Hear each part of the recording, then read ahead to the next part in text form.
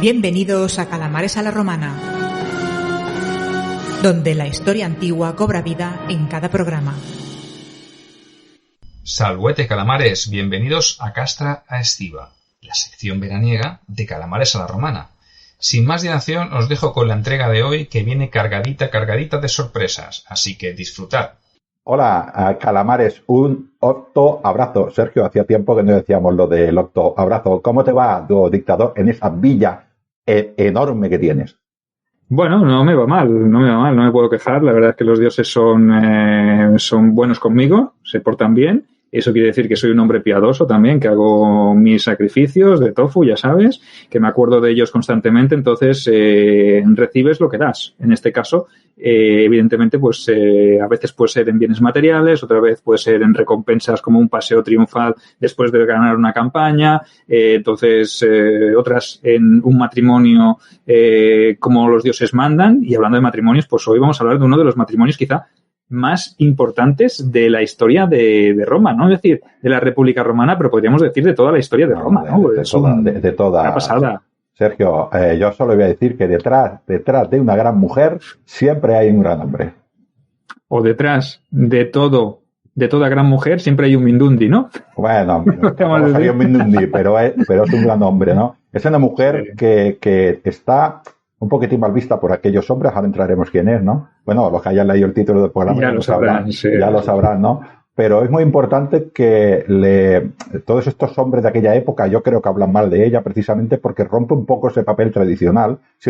Como en Roma, nada se rompe del todo, ¿no? Pero lo cambia, sabiendo quién era, de dónde estaba y qué papel era el que tenía que hacer, fue capaz de ir cambiando cositas y se hizo, como dices tú, bueno, la mujer más importante. Era mujer de primus inter pares, madre de un emperador, abuela de otro emperador y bisabuela de otro emperador. O sea, esta sí que es la abuelísima y no la Julia Mesa, la hermana de Julia Donna. Esta es la abuelísima. Ojo, es que realmente la saga que tuvo esta mujer, y los vio a todos, realmente a casi todos, ¿no? Porque estuvo ahí desde el principio. Estuvo con su esposo, que también su esposo vivió largos años, y ella labró un poco, según las malas lenguas, según otras fuentes más actuales que obviamente son de ficción. Hacemos referencia en este caso a Livia Drusila, la esposa de Cayo Julio César Octavio Augusto para los colegas, ¿vale? Sergio, no digas todos los nombres que acabamos el programa. Augusto y ya está. Augusto, pues ella obviamente pues se rodeó, ¿no? Fue quizá la matriarca de esta gran dinastía Julio-Claudia, ¿no? O como la llaman o como la conocen las fuentes, ¿no? Y obviamente pues hay esa obra de Robert Graves, esa gran novela que luego fue llevada al cine por la BBC, es Yo Claudio, y que explica pues todo, o trata de darle un punto de dramatismo a la vida de esta gran mujer, ¿no? Entonces, ¿qué es verdad y qué es mentira? Obviamente nosotros no lo sabemos. Ya os hablamos en su día cuando hablábamos de la leyenda negra de los emperadores.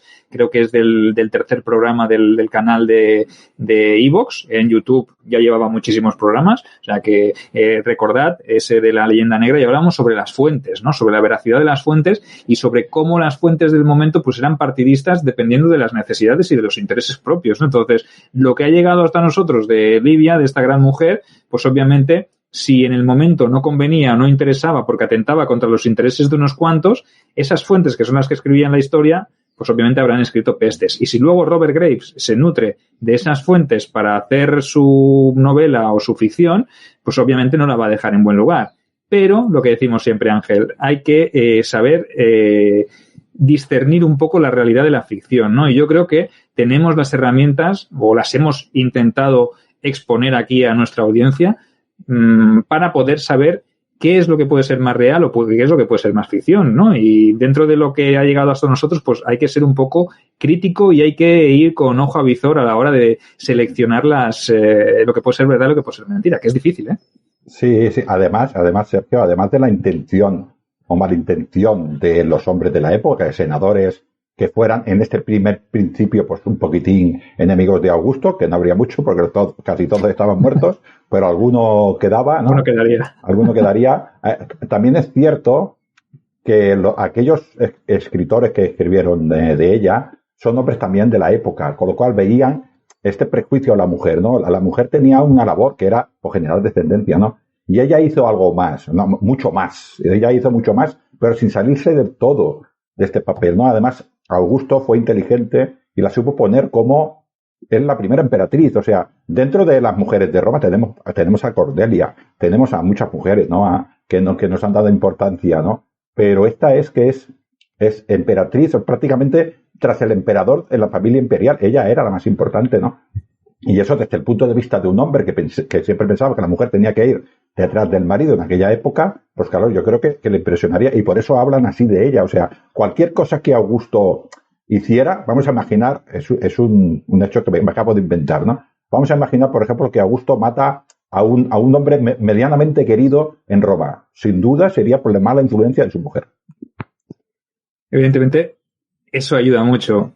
Y eso sirve también para justificar que dichos comportamientos pues no los haría un hombre, ¿no? Realmente hay que ver hasta qué punto las fuentes les gusta, ¿no? Indagar y meterse ahí en el meollo, ¿no? Y una mujer en ese momento que pudiera ostentar tal poder, pues oye, llamativo no, pero molesto para más de uno seguro que lo sería, ¿no? Porque realmente se le atribuye a ella el quién será el sucesor de Augusto cuando éste no esté, ¿no? Y todo se tira incluso atrás y se va labrando el camino, ¿no? ¿Cómo es que Augusto ha llegado a nombrar a Tiberio? Básicamente partiremos de una premisa, ¿no? Que yo creo que tiene que quedar clara antes de empezar, ¿no?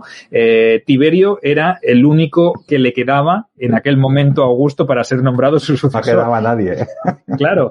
Entonces, todos los que se fueron quedando por el camino, que fueron muchos, evidentemente, pues es mejor, o queda mejor decir, es que irremediablemente Augusto tuvo que poner en su testamento a Tiberio como emperador porque todos los demás que había, que sí que querían ser emperadores, porque da la casualidad que Tiberio no quería, dicen también las fuentes, no quería ostentar el cargo porque él no quería ser emperador, pues todos los que había previo paso pues ya estaban criando malvas con Augusto. Entonces, realmente, ¿qué papel jugó ahí nuestra querida y amada Livia Drusila? Que es lo que muchos se preguntan. Lo que vamos a intentar es poneros hoy para que vosotros saquéis vuestras propias conclusiones, porque nosotros podemos dar nuestra opinión, ¿no? Pero cada uno puede dar la suya. No tenemos la verdad absoluta, siempre lo decimos.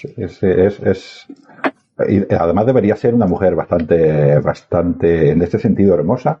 Lo digo porque viene de un traidor a Julio César, su familia traicionó a Julio César, ¿no? Y su padre incluso se mató para no ser castigado por este triunvirato, ¿no? Que se hizo después, ¿no? Y esta mujer consiguió casarse con un hombre importante de aquella época, con un Tiberio. Es que,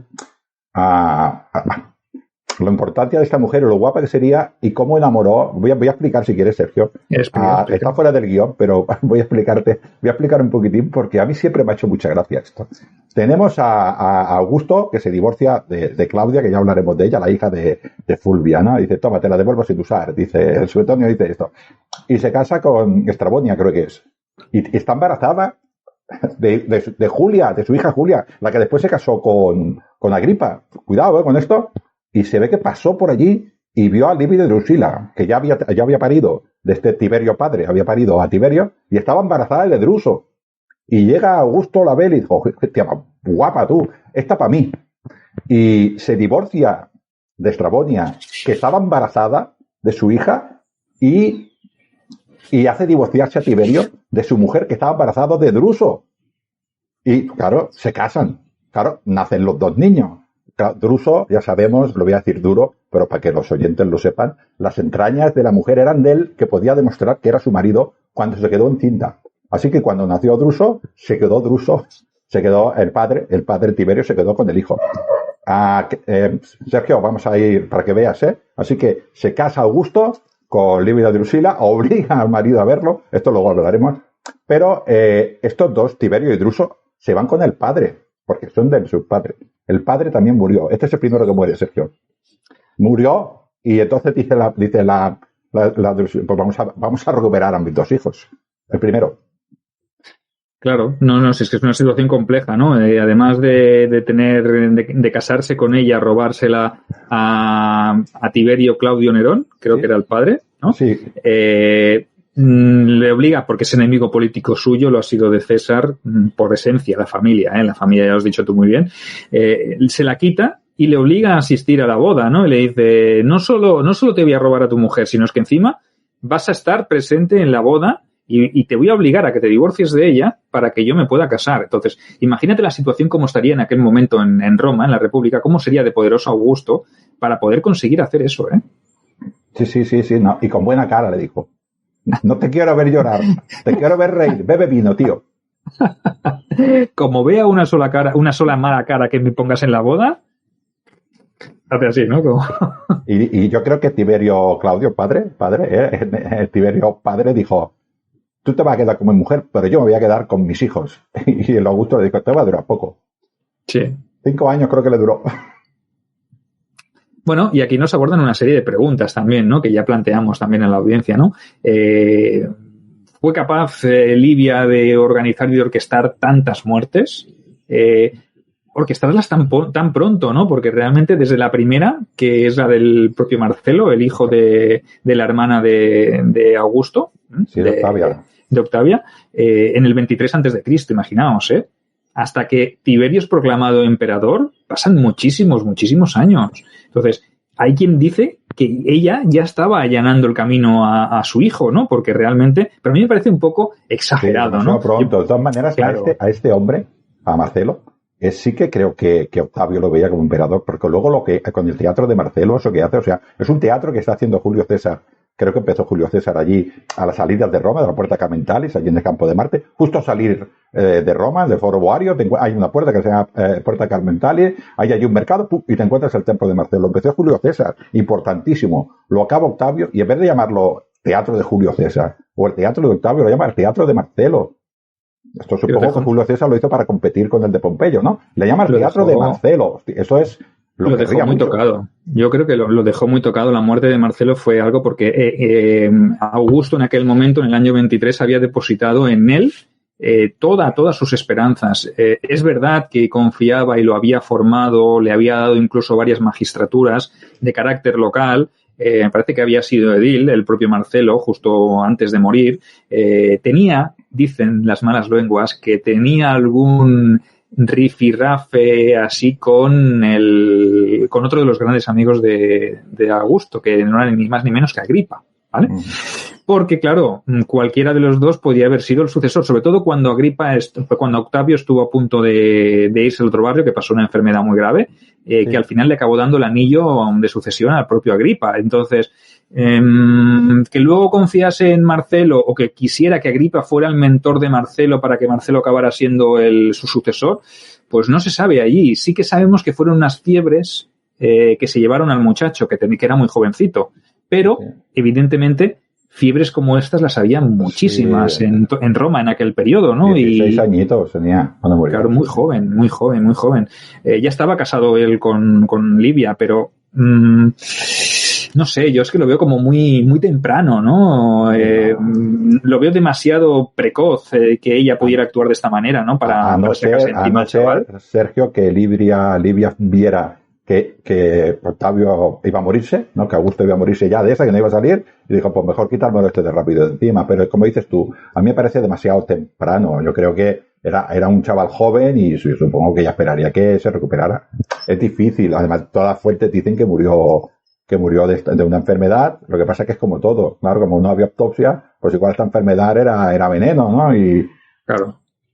Esto analizado con técnicas modernas de CSI, de técnicas forenses, a lo mejor sí que hubiese dado positivo en algún tipo de sustancia, ¿no? Entonces, no lo sabemos, no lo podemos determinar. Lo que sí que fue es un varapalo, un aspecto bastante duro que a mí personalmente me llamó tanto la atención cuando estaba escribiendo las novelas de Tito Valerio Nerva, que en la quinta, en Venganza en la Urbs, precisamente me centro muchísimo en este momento, porque me parece algo que marcó el devenir y la personalidad del propio Augusto, porque lo sumió en una depresión brutal. Y este momento lo narro con una crueldad, como si me hubiese sucedido a mí, ¿no? Como si yo hubiese perdido a Marcelo, ¿no? Entonces piensas, ¿Cómo se debió sentir en aquel momento Augusto? No creo que Livia, yo pienso soy de la opinión, no sé qué pensarán nuestros videoyentes, nuestros oyentes por iVoox y nuestros videoyentes por YouTube, no sé qué estarán pensando acerca de si ella pudo estar implicada en el 23 a.C. en la muerte de Marcelo, ¿no?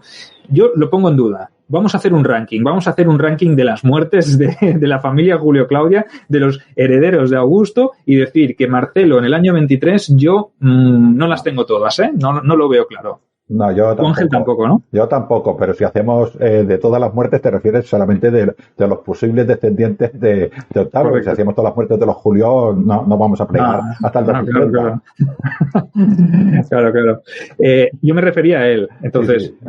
Aquí ponemos que no lo veo muy claro. ¿Cuál o quién fue el siguiente afortunado? Otro que yo, en el top 2 del ranking, lo veo también muy poco factible. ¿Por qué? Porque realmente el siguiente en caer no fue otro que el propio Druso, el hijo de Livia y hijo adoptivo, ya podríamos decir, de Augusto, porque los tenía tanto a él como a Tiberio, los tenía ya dentro de su círculo de familiar. Es curioso lo de Livia, ¿no? Pierde a sus hijos y los adopta a su marido y vuelven a ser suyos. Y se convierte en eso, en hombres de provecho, ¿no? Porque Augusto les da consulados, les da títulos militares, les da importancia y relevancia en campañas. Pero se lo ganan, Druso y Tiberio le conquistan medio imperio. Correcto, pero que son hombres de provecho que sacan provecho también de la situación, de esa oportunidad que les da, porque siendo hijos de Tiberio y Claudio Nerón no hubiesen tenido esta oportunidad. En cambio, Augusto, quizá para compensar también a Livia, ¿no? Porque al fin y al cabo son sus hijos, ¿no? El por qué lo hace. Sí, tú lo ves. Ahí sí que veo, dijéramos, que influencie Livia para que los hijos, porque los hijos podían haber ido con el abuelo, por ejemplo, o con un familiar, o con un hermano, si es que quedaba alguno, porque eran enemigos, tampoco lo sé, eran enemigos, ¿no? De los Julio, con lo cual quedarían pocos, ¿no? Pero lo más normal es que hubieran ido algún familiar de línea paterna, y sin embargo, él los adoptó y los puso en su familia, ¿no? Y enseguida todo el mundo supo que el heredero, al haber muerto Marcelo, sería Druso. Y Druso también fue muy querido por el pueblo, porque Druso era un gran militar que daba muchos éxitos, exactamente igual que Tiberio. Tiberio era un militar enorme. Y yo creo que estos dos estaban haciendo carrera militar, pero todo el mundo tenía claro que el heredero iba a ser Druso. Sí, y las circunstancias son trágicas, ¿no? Porque realmente del 23 pasamos al 9 a.C. y Druso en sus campañas en el limes germano, no sé si es en el limes del Rin, sufre una herida, se cae del caballo, realmente el caballo le cae encima de la pierna, le atrapa y le hace una herida que se le abre, ¿no? Y se le provoca una gangrena. Y obviamente, pues en ese momento, pues las gangrenas ya era casi como una condena prácticamente a muerte, ¿no? Y no se recupera y evidentemente acaba muriendo, ¿no? Y eso es un duro varapalo, pero obviamente lo es para Augusto, lo es para la República, lo es para Livia, lo es para Tiberio, porque tenía mucha afinidad con su hermano, y ahí seguramente la madre de Augusto, Tiberio, la madre de Druso no tiene nada que ver. Tiberio dicen que cuando se enteró que el hermano se estaba muriendo, cogió caballos y fue corriendo solamente para ver su último aliento, ¿no? O sea que quería mucho Tiberio a su hermano, ¿no? Esto sí que parece un trágico accidente, como dices tú, prácticamente para todos, porque Druso sí que parecía un tipo que igual, en la fuente no lo dicen mucho, pero igual sí que estaba muchísimo más preparado para ser emperador porque quería. Tiberio no quería. O sea, yo creo que cuando murió, 5 días después de morir su hermano, Augusto, con todo el dolor, le dijo: Tiberio, tú vas a ser emperador. Y Tiberio le dijo: búscate a otro. Yo no quiero ser emperador. A mí dame ejército. Correcto, que para eso sí que servía. Tanto Druso como Tiberio destacaron por ser grandes militares y de hecho el hijo de Druso es Calígula, ¿no? No, de Germánico. De Germánico, perdón. El hijo de Tiberio, de Druso es Germánico. Y Germánico tendrá su hijo Calígula. Y Germánico también habrá sospechas de que muera en extrañas circunstancias por parte de Tiberio también, ¿no? Entonces, si te fijas, es todo tan intrínseco, tan extraño, tan raro que por lo menos en este año 9 a.C., con la muerte de Druso, evidentemente yo aquí no apuesto porque esté la mano de su madre, ¿no? ¿Qué gana? Que darle el imperio o darle la herencia a Tiberio porque él es mucho, se lo siente mucho más hijo suyo que Druso. No sé, no creo que fuera por ahí, porque yo entiendo, quiero entender que Livia también amaba a su hijo Druso. No, hombre, si eran, hombre, claro, yo no sé las descendencias de una madre, pero son del mismo padre, ¿Son las mismas circunstancias? ¿Se los quedó el padre 5 años? ¿Se los devolvió?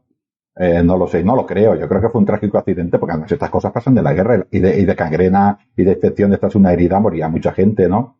Estaba en una campaña, en las campañas muere gente, no todo el mundo muere en el campo de batalla, hay gente que muere, la inmensa mayoría de las personas mueren por enfermedades, más que en el campo de batalla, ¿no? Y por las consecuencias de la misma batalla.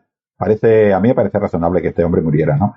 Y Livia, pues es que lo quería todo el pueblo, y yo creo que su madre también lo quería, y Augusto, Era un hombre muy, muy querido, porque cuando Augusto hace todo del tema del culto imperial, a él lo pone también allí, ¿no? Porque todo, claro, lo quería todo el pueblo a través de una campaña, ¿no? Pero ahí está, junto con todos los miembros de la familia imperial. Sí, o sea, de los dos primeros, yo sigo pensando que no tiene nada que ver Livia, entonces es normal. A ver, sacad vuestras propias conclusiones. Ahora ya, Sergio. Sí. Ya nos acercamos a terreno peligroso. Ahora ya nos vamos a la parte más complicada, que es los hijos de Agripa, ¿vale? Después de la muerte de estos dos, evidentemente quedan los hijos de Agripa, que Agripa, recordad que también fallece, teoría de muerte natural, ya no quiero aventurarme. Sí que es verdad que Agripa era más o menos de la misma edad de Augusto y fallece relativamente joven también, ¿no? Entonces, podría haber, o era en este caso, yo pienso por encima y por delante de Tiberio, el candidato pues por todo lo que había compartido con Augusto. Y además, Tiberio, ya lo hemos dicho, que no quería ser emperador, que dice, yo, mírame ejércitos y te conquisto lo que haga falta, pero no me des la responsabilidad de ser el que dirija este cuando a Tiberio le decía a su padre, ven que vamos a celebrar un cumpleaños, que yo quiero ir a batalla con los germanos, déjame, yo no quiero ir a Roma ni nada. Claro. Sí. Claro. Y evidentemente Agripa fallece y los candidatos son los hijos de Agripa que ha tenido con su propia hija, con la hija de Augusto, con Julia, lo que hemos dicho antes. Dicen las fuentes de esta que luego fue libertina, pero todavía no es libertina. Por lo pronto solo es madre y esposa de Agripa, viuda de Agripa y de 2 hijos. Que le sacaba unos cuantos años. Y de 3, porque luego está Agripa póstumo, que es el hijo que tuvo cuando nació, cuando ya murió Agripa. Pero bueno, sí. De momento vamos a Cayo y a Lucio, que son los 2 hijos más jóvenes, pero que ya empiezan a hacer carrera dentro del cursus honorum y que Augusto, obviamente, pues después de haberlo intentado con Marcelo y con Druso, pues lo que hace es centrarse en estos 2 niños y los forma, los instruye y los intenta convertir en hombres de provecho porque son sus herederos, sabiendo, ojo, que Tiberio no quiere. Porque diferente fuera que Tiberio quisiera y pasara a estos niños por delante. Entonces, él entiendo que sigue el curso natural de los hechos, ¿no? Diciendo, este no quiere, pues mira, me quedan estos 2 más el pequeñín que van a hacer, ¿no? Tiberio estaría cortándose las manos, todavía me quedan 2 sobrinas, todavía me quedan 2. No, está muy bien. Bueno, en este caso serían primos, ¿no? Correcto, sí, claro, primos. Pues bueno, pues el primero es Lucio, que murió en extrañas circunstancias a la edad de 19 años en Masilia. Su fallecimiento pues se dio cuando se encaminaba hacia España para adquirir su primer mando militar. Y las fuentes oficiales obviamente hablaron de enfermedad contagiosa, pero podría ser que hubiese sucedido otra cosa, ¿no, Ángel? Bueno, no, quiero decir, el cicuta se contagia de célula a célula. O sea, tú vas de célula a célula y se contagia. Esto ya es más peligroso, Sergio. Esto ya es más peligroso. Estamos entrando en un terreno un poco pantanoso, ¿verdad? Ya, a ver, ¿cómo te lo explicaría? A mí si me dices este hombre muerto así, pues te digo, pues es posible. Pero claro, ya vamos con muchas sospechas. Estamos hablando ya de Marcelo sospechoso, ¿sabes? Druso, bueno, Agripa no sé qué, el hijo de Agripa, ya son muchas muertes. Entonces, demasiada casualidad. Puede ser que sea una enfermedad contagiosa, vuelvo a repetir, era bastante frecuente, la gente moría mucho de enfermedad, o sea, la esperanza de vida era muy baja porque las enfermedades eran muy peligrosas. Este chaval era joven, ¿no? Creo que 19 años. 19 añitos, o sea, estaba empezando su carrera militar y estaba siendo apoyado por todo el estamento militar y por el propio Princeps, ¿no? A mí no me gusta llamar emperador a Augusto, ¿no? Pero el Princeps, ¿no? Y murió. Otro varapalo, ¿eh? Sí, para Augusto, esto tiene que ser, este hombre no gana, no gana para disgustos, Augusto, es que, y además, lejos de superar esto, cuando se empezará a reponer el hombre diciendo, bueno, por lo menos me queda Cayo por aquí todavía, a los 2 años, ¿qué le pasa a este hombre? Pues que también el muchacho con 24 años, que era otro hijo de Agripa, dicen que fue herido en combate, ¿vale? Y que murió a causa de unas heridas mal curadas. Y ahí es donde nos asalta de nuevo la duda, ¿no? ¿Pudo estar detrás de esta última muerte la larga garra de Livia Drusila, que veía que se anteponían todos estos chavales a Tiberio? Pues que Tiberio no quería ser. Yo me imagino a Livia, oye, mira, se ha muerto, qué pena. Y Tiberio diciéndole, mamá, como hayas sido tú, yo no quiero ser emperador, ¿eh? Para ya, mamá, para ya. Para ya. Que se te va a descubrir al final, ¿no? Sí, al final vas a matar hasta padre. Correcto. Entonces, esto ya es sospechoso, ¿no? Porque, además, los dos habían sido elegidos como sucesores de Augusto. Y obviamente, pues, la mala suerte, por decirlo de alguna manera que suene un poco agradable, quiso que Augusto sobreviviera a ellos, ¿no? Y que poco antes de morir él mismo lamentara la pérdida de ambos, atribuyéndolo al caprichoso Fatum. Pero evidentemente, no sé si él sospechaba algo. Desde el punto de vista del pueblo, de cualquier pueblo en el cual genera una dinastía, estamos hablando de que son hijos de Julia, de la hija de Augusto, o sea que ya tienen sangre, entre comillas, real o imperial, como lo queramos llamar, ¿no? No es un sobrino, no, es línea directa, ¿no? Con lo cual, no es ni adoptado ni el hijo de su esposa, como podría ser Tiberio o Druso, ¿no? Es que es descendencia directa, ¿no? Lo más parecido a un hijo que pudiera tener. Lo más parecido a una descendencia de sangre real. Es de mi sangre. Correcto. Y también fallecieron ambos, ¿no? Y además, eran hijos de Agripa, un general queridísimo también, que le debe medio imperio. Si le debe a Druso y a Tiberio medio imperio, a Agripa le debe otro medio imperio, Augusto, ¿no? O sea que estaban destinados a ser grandes, ¿no? Y mueren los dos con 2 añitos de diferencia. Y estamos hablando, yo creo que esto ya después de Cristo, no sé si es el año 2. Sí, correcto. Ya estamos en las últimas etapas de Augusto, creo que por ahí en el 14. O sea, Augusto ya es grande y ya estos disgustos ya le son duros para el corazón. Correcto. Y además, pues ya os hemos comentado que Agripa y Julia tuvieron un tercer hijo que era Agripa póstumo, que le pusieron así pues porque nació después de que Agripa muriera, ¿no? Pero claro, solo le quedaba él y Tiberio, no le quedaba ninguno más, ¿no? Y obviamente, pues el objetivo primordial era que este muchacho fuera el sucesor. Pero este muchacho era un poco díscolo, ¿vale? No le interesaba demasiado la situación, era un poco un vividor, no era o no tenía el taraná que habían tenido sus hermanos, ni el taraná que había podido tener Druso o Marcelo, ¿no? Entonces, no era el candidato oficial ni ideal. Entonces, también sucede que cuando muere Augusto, al poco de morir él, evidentemente no estaba en la línea sucesoria como primer candidato, sino que Tiberio ya había sido designado emperador, pero por si acaso, ¿no?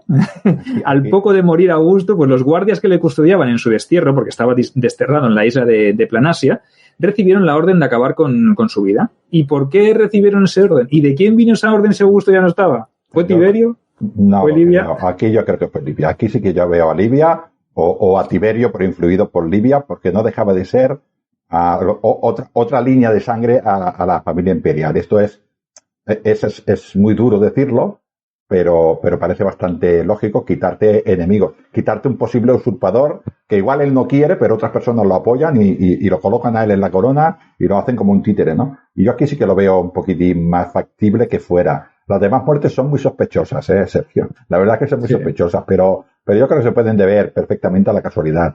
Como lo que hemos dicho al principio, se le atribuyen a ella porque Augusto esto no lo haría. Era un hombre de bien. ¿Cómo iba a hacer eso Augusto? Si Augusto hizo algo mal, seguramente, según los escritores de la época, fue influido por esta mala mujer. Bueno, pero antes de casarse con Livia, hizo listas de proscripciones a cascoporro con Marco Antonio y con el triunvirato. O sea que se cargó y se llevó a mucha gente por delante. Pero es verdad que la imagen pública del princeps, del primus inter pares, del primer ciudadano de Roma, del salvador de la República, como se había erigido en salvador de la República después de Actium, obviamente era imposible que su nombre quedara manchado por eso. Y si se le atribuía, era por influencia de la mala mujer que estaba con él. Entonces, realmente, ¿qué hay de leyenda negra sobre la figura de Livia? ¿Qué hay de verdad en la serie Yo Claudio? Que os la recomendamos, que yo obviamente la he visto. No sé tú, Ángel, tú creo que te has leído la obra de Robert Graves. Las dos. Yo Claudio y creo que la otra es Claudio el Dios y su esposa Mesalina, ¿puede ser? Eso es, correcto. Y yo me he visto la serie de Yo Claudio, que es un producto brutal, es muy muy bueno. Algún día lo analizaremos si queréis también con Manuel Martínez, con el Etrusquillo, lo analizamos. Pero en esa serie sí que es verdad que Robert Graves tira de imaginación del libro y al final sale, pues, o traza una Livia que al final de sus días, pues, le confiesa incluso a sus herederos que ha sido ella la responsable de todo esto, ¿no? Como diciendo, sí, lo reconozco, fui yo y lo hice por esto y por lo otro, claro, por salvar la familia, ¿no? Y por evitar la guerra en Roma y todas estas cosas, claro, que también es un tema que a veces a nosotros se nos olvida, lo que has dicho tú de las listas de proscripción de Augusto. Es cierto que Augusto hizo listas de proscripción, pero es que habían asesinado a Julio César, al salvador de Roma, bueno, de Roma y del mundo, conocido de los dioses y de todo, para el pueblo romano, ¿me entiendes, no? Con lo cual, pero luego tras Augusto y algunos problemas que tuvo después de Actium, para que nos entendamos, Augusto queda allí bien y establece una paz con estas muertes raras, pero desde el punto de vista de cualquier romano, en el año 25, si se ponía a pensar en 20 años atrás, aquello era un oasis de paz, y este hombre se labró esta fama, ¿no? Yo creo que Livia iba a decir esclava, pero tampoco es la palabra, ¿no? Es una que tuvo que sufrir su época, ¿no? Roma estaba totalmente destrozada, pero de las costumbres de los antiguos, la manera de comportarse la mujer, según sus cánones, también se había roto, ¿no? Y Augusto tenía que aprovechar con esta mujer, con Livia, tenía que dar el ejemplo de decir, tienes que ser una mujer recatada, tienes que ser una matrona, te tienes que comportar así. Pero también necesitaba sacar ese culto imperial de la mujer adelante, ¿no? Ponerla como ejemplo, y para ponerla como ejemplo, ¿qué tienes que hacer? Mostrarla, ¿no? Y al parecer sería una mujer inteligente y ambiciosa, y dicen muchas fuentes que Augusto la escuchaba bastante, en intimidad y lo que fuera, pero le reconocía a Augusto que esta mujer era inteligente y le daba consejos. Y todo el mundo sabía que le daba consejos a Augusto, ¿no? Y yo creo que esto era lo que estaba mal visto, esta exposición de la mujer, porque al emperador le interesaba para el culto imperial. Y escuchar y saber todo el mundo que escuchaba, yo creo que no estaba bien visto para los hombres estos, que la mujer era el contingente de los hijos durante un tiempo para generar descendencia. Oye, ¿y no crees que a estos que les molestaba tanto les incordiaría todavía más ver que en las monedas que acuñaba, por ejemplo, en un reverso salía Augusto y en el anverso a lo mejor salía la figura de la emperatriz, de la matrona por excelencia, ¿no? Sí. Por mucho que Augusto quisiera recuperar esta imagen del mos maiorum, ¿no? O sea, de que la mujer del César no solo tenía que serlo, sino que también tenía que parecerlo, ¿no? Eso que saliera erigido en una moneda o representado en algún tipo de monumento o de estatua que no ha llegado hasta nosotros. No sé si Lara Pacis ahora recoge algo de esto, a lo mejor no, porque habla un poco de la gloria militar de Augusto y de tal, de lo que él pacificó y de lo que hizo de la Pax Romana, ¿no? Pero sí que es verdad que eso también acabó por molestar, ¿no? Y al molestar también a esa gente, vieron en Livia no solo a una mujer que podía aconsejar al emperador, sino a una mujer que podía ser enemiga del Senado también, porque Augusto era el hombre que estaba por encima del Senado, y ellos podían ver recortados sus privilegios por la influencia o por las decisiones que pudiera tomar por lo que le hubiese dicho ella, ¿no? Entonces, no sé hasta qué punto es rentable llevarse bien o llevarse mal con ella, porque después con Tiberio también sabemos que tuvo mucha influencia durante los primeros años de gobierno, y con la figura y la aparición, sobre todo, acuérdate, que ya lo hablaremos en otro día, que me parece muy, muy interesante cuando hablemos, por ejemplo, de la Guardia Pretoriana, hablar del prefecto Sejano, ¿no? Y de todo eso que urdió y cómo ella también estaba metida en todo el tema de Sejano, ¿no? Y que fue fue complicado porque influyó no solo a Augusto, sino que a Tiberio también, a su hijo, porque al fin y al cabo ella debió pensar, tú, hijo mío, estás aquí por todo lo que yo he hecho para que tú estés aquí, ¿no? Sí, pero la diferencia es que Augusto era un tío, un animal político, un animal que transformó Roma. Bueno, prácticamente le dijeron, sé emperador, y él dijo, yo no quiero, un poquitín, yo voy a hacer como si lo fuera, pero yo no quiero, ya lo será en todo caso mi hijo. Sin embargo, Tiberio, aunque seguramente escucharía a su madre, y su madre más o menos intencionada le aconsejaba, es que él no quería ser emperador. Bueno, él le daba igual el imperio, o sea. Pero ellos daban sus retiros, ¿no? Sus retiros a Capri y todo, que claro, como si no fuera con él la historia de Roma. Eso fue lo que hizo precisamente que Sejano se convirtiera en un hombre poderoso e influyente, y que ella, pienso yo, esta es mi opinión, que ella, Livia, intentara contrarrestar ese poder de un elemento externo, de alguien que no estaba vinculado a la familia de manera directa ni sanguínea, sino que era algún... ¿Que lo intentó? Que lo intentó, sí, intentó vincularse mediante matrimonio y tal. Lo que pasa que ella fue la que paró a Sejano, o intentó pararlo, porque ya veremos que tampoco fue muy sencillo, ¿no? Porque al final hubo allí también alguna trama y algún tema complejo que para sacarse a Sejano de encima también tuvo que sudar, Lidia. Sí, yo creo que también influyó, pero bueno.